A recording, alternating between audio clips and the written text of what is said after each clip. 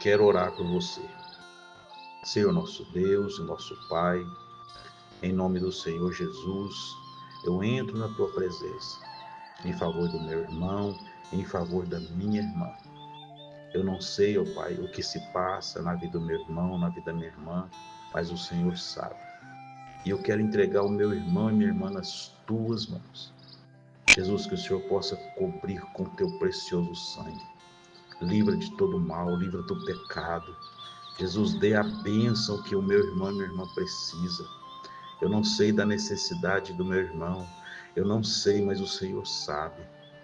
Que essa pessoa que me ouve neste momento possa receber em seu coração a verdadeira paz que emana do céu, do trono da graça.